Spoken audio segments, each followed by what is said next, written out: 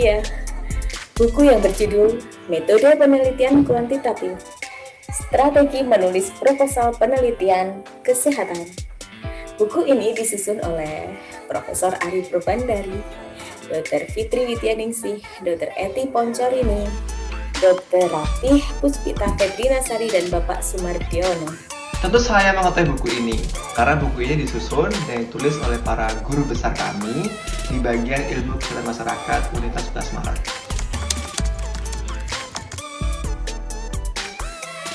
Yang membuat saya tertarik membaca buku ini apa ya? Jadi kalau misalkan saya sih, karena saya juga kebetulan sering terlibat dalam berbagai penelitian, dan saya lebih suka menggunakan penelitian yang sifatnya kuantitatif dibandingkan kualitatif.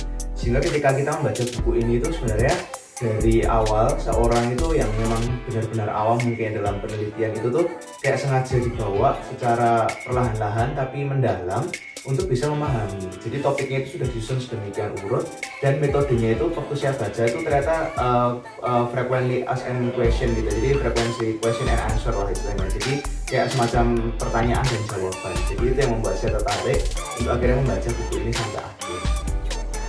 Tentu saya sangat tertarik untuk membaca buku ini karena buku ini disusun per babnya ialah berdasarkan permasalahan-permasalahan yang sering muncul yang dialami oleh para peneliti.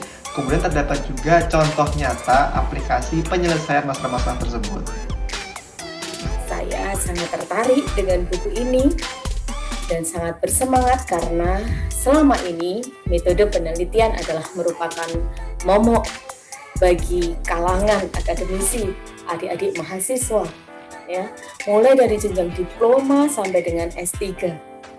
Hal ini masih selalu menjadi hal yang membuat kebingungan dan ketakutan untuk mempelajarinya karena dirasa banyak kesulitan untuk memahami. Walaupun banyak sekali buku referensi yang sudah ada yang menuliskan tentang berbagai macam metode penelitian.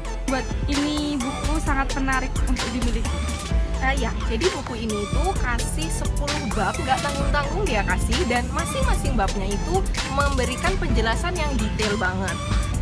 Sesuai sama judulnya, strategi menulis proposal penelitian. Ini jadi strategi banget buat kalian-kalian yang mau nulis proposal, mulai dari latar belakang sampai dengan analisis penelitiannya.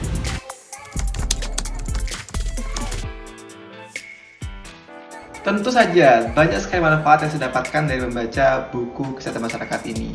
Karena saya dapat belajar dari tahap awal bagaimana menentukan latar belakang yang baik, hingga tahap yang lebih lanjut seperti menentukan instrumen dan juga validitas data.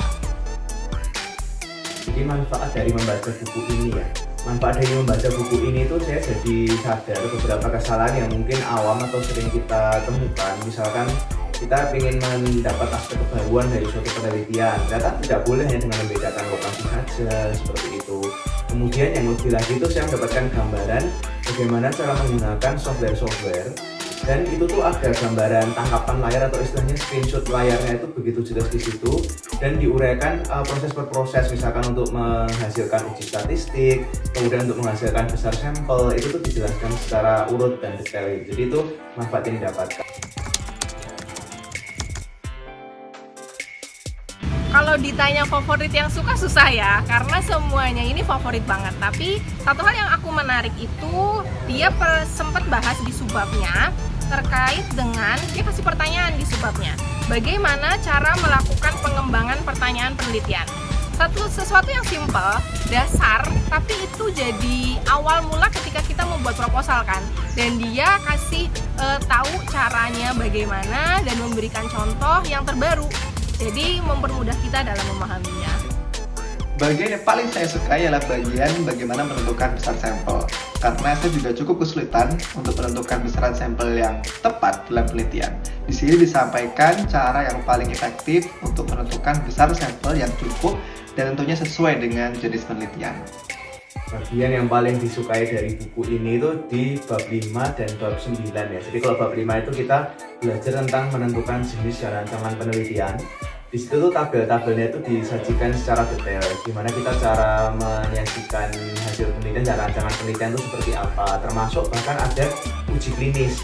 Jadi buku ini tuh kombinasi antara orang yang terlibat dalam penelitian di bidang kesehatan masyarakat tapi juga di bidang klinis. Jadi strategis, tidak hanya untuk mereka yang terlibat dalam penelitian non klinis atau eksperimental, tapi juga bisa di penelitian yang klinis istilahnya. Jadi kayak ada uji klinis ya, bagaimana kita menentukan obat seperti itu. Kemudian di bab 9 itu uji statistiknya itu disajikan secara detail dalam tabel per tabel. Kalau satu variabel seperti ini, dua variabel seperti ini, yang biasanya teman-teman mungkin bingung atau mungkin kita sebagai peneliti bingung kira-kira ujinya yang mana, tinggal buka di tabel itu, tidak perlu membaca uraiannya, itu udah langsung ketemu begitu.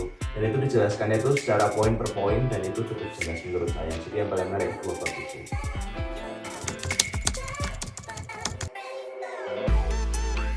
Saya sangat merekomendasikan buku ini bagi semua teman-teman yang ingin belajar bagaimana mendalami penelitian di bidang kesehatan, karena di buku ini diberikan gambaran yang jelas mengenai permasalahan-permasalahan yang sering dialami oleh para peneliti, dan juga terdapat contoh kasus nyata bagaimana untuk mengaplikasikan dan menyelesaikan permasalahan-permasalahan tersebut. Jadi saya sangat merekomendasikan buku ini.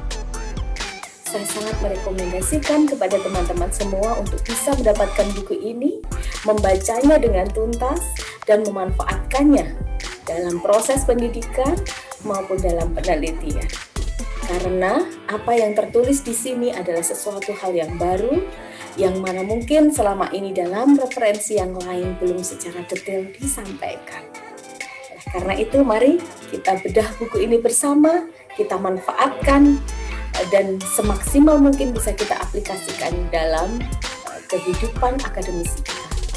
Ya, jadi saya merekomendasikan untuk membaca buku metodologi penelitian kuantitatif ini bagi siapapun yang terlibat dan tertarik untuk mempelajari tentang penelitian kuantitatif, karena di sini sangat jelas dan tidak perlu takut misalkan emang baru awam, baru pertama kali terlibat dalam penelitian. Di sini uraiannya itu sangat detail.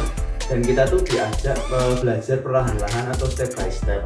Buku ini sudah disusun dengan runtut dan isinya itu berupa metode pertanyaan dan jawaban. Ya, aku rekomendasiin buku ini buat semua teman-teman, terutama peneliti, mahasiswa, dan akademisi. Wajib banget kalian punya dan jangan sampai kehabisan ya.